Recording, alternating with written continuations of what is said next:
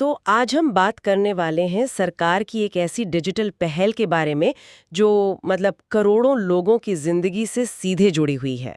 मेरा ration mobile app. बिल्कुल। हमारे पास एक गाइड है जो ये बताती है कि इस ऐप के जरिए राशन कार्ड में परिवार के किसी नए सदस्य का नाम कैसे जोड़ सकते हैं। हाँ। लेकिन देखिए, हम सिर्फ स्टेप्स नहीं दोहराएंगे। नहीं, बिल्कुल नहीं। हमारा मकसद है इस पूरे प्रोसेस को बहुत ही सिंपल तरीके से समझना, इसमें जो मुश्किलें आती हैं उनके आसान हल खोजना। सही बात है। और ये भी देखना कि ये छोटा सा ऐप डिजिटल इंडिया के इतने बड़े वादे के बारे में क्या कहता है। तो चलिए शुरू करते हैं। बिल्कुल। और ये ऐप मतलब उस बड़ी सोच का हिस्सा है जहां तकनीक को आम आदमी के हाथ में एक टूल की तरह देने की कोशिश हो रही है। कहने को तो ये बहुत आसान लगता है कि बस ऐप डाउनलोड करो और काम हो गया। हाँ, लगता तो यही है। लेकिन असली कहानी तो ऐप के अंदर शुरू होती है, और इसकी शुरुआत होती है गूगल प्ले स्टोर से मेरा राशन ऐप को डाउनलोड करने से।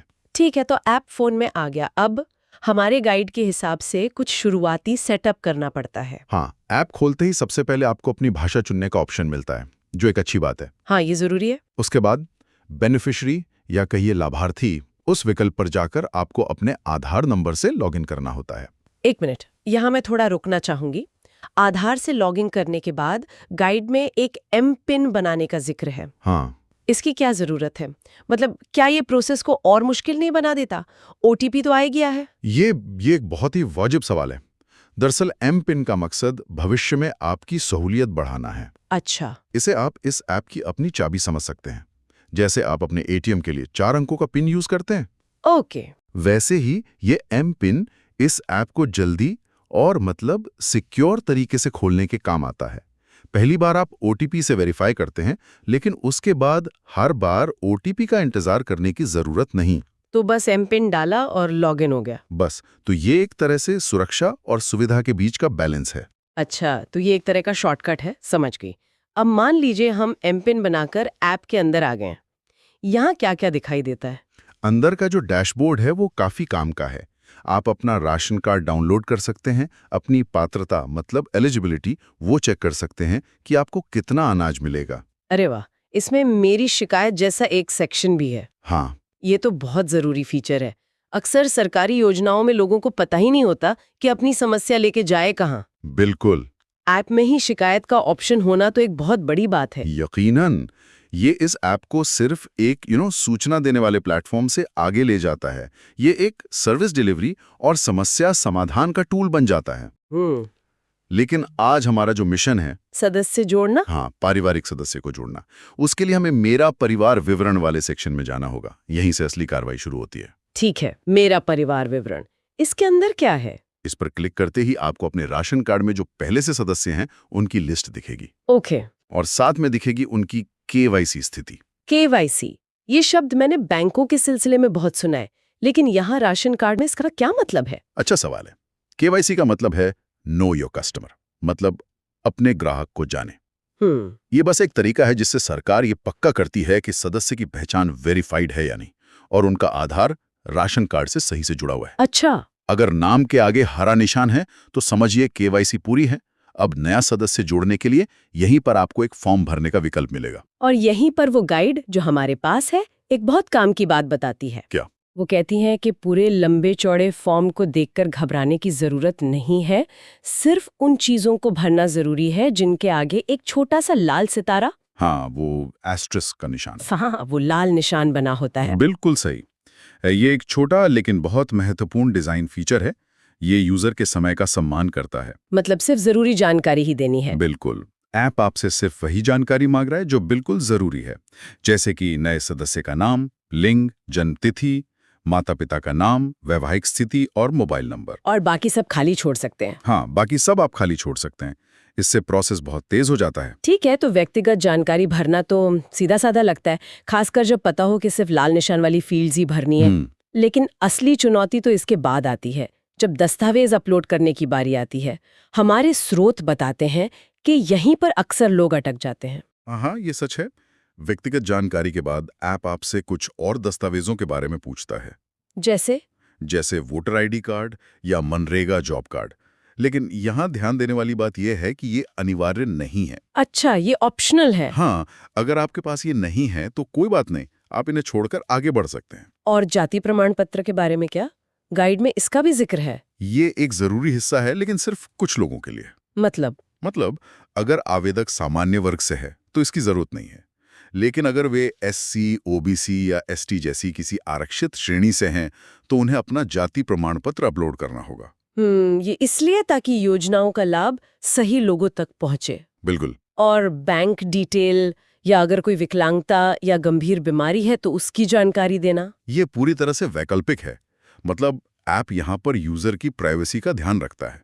अच्छा। अगर आप ये जानकारी नहीं देना चाहते या ये आप पर लागू नहीं होती तो आप इन विकल्पों को बिना चुने सीधे आगे बढ़ सकते हैं, कोई जबरदस्ती नहीं है। ठीक है, अब आते हैं उस हिस्से पर जिसे पढ़कर मुझे थोड़ी हैरानी भी हुई और थोड़ी हंसी भी। कौन सा हिस्सा? हमारी गाइड बताती है कि ऐप आपसे तीन अलग-अलग जगहों पर दस्तावेज अपलोड करने के लिए कहता है। हाँ, ये है। कोई भी इसे देखकर सोचेगा कि 3 अलग-अलग डॉक्यूमेंट्स चाहिए, ऐसा क्यों है?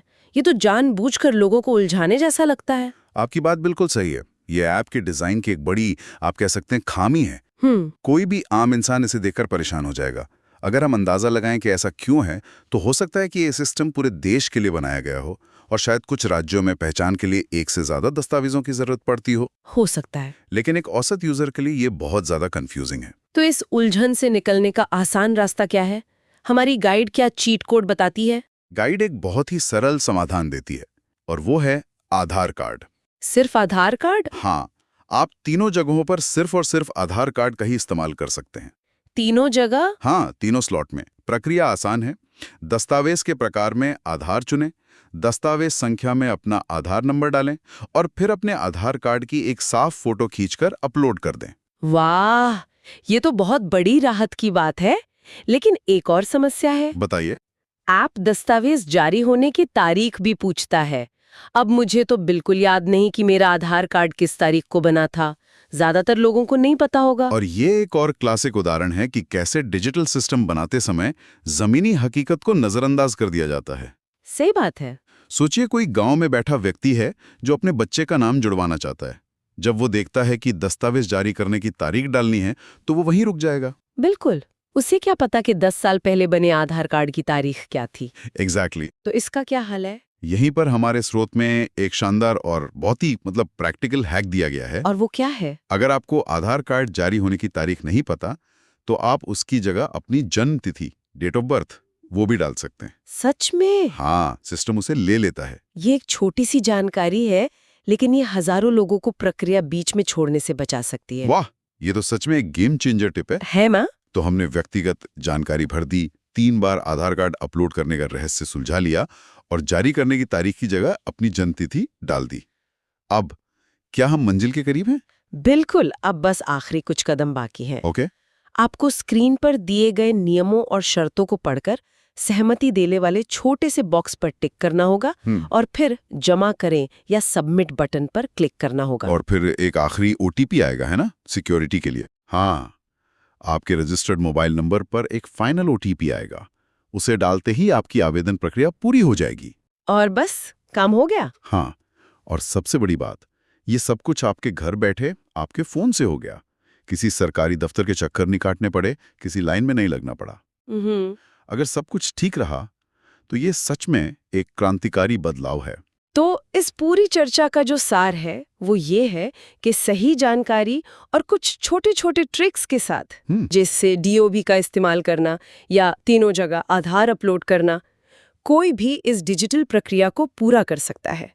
ये ऐप वाकई में ताकत देता है। बिल्कुल, ये दिखाता है कि कैसे तकनीक सरकारी सेवाओं को हर किसी की पहुंच में ला सकती है। लेकिन ये हमें एक बहुत बड़े और जरूरी सवाल पर भी सोचने को मजबूर करता है। और वो क्या है? हमने ये पूरी प्रक्रिया एक ऐसे व्यक्ति के नजरिए से देखी जिसके पास स्मार्टफोन है, तेज इंटरनेट है और जिसे ऐप इस्तेमाल करने में कोई झिझक नहीं है। हाँ। लेकिन उन करोड़ों लोगों का क्या जो इस डिजिटल दुनिया से बाहर हैं, जिनके पास स्मार्टफोन नहीं है या है भी तो वे तकनीक का इस्तेमाल करने में सहज नहीं है।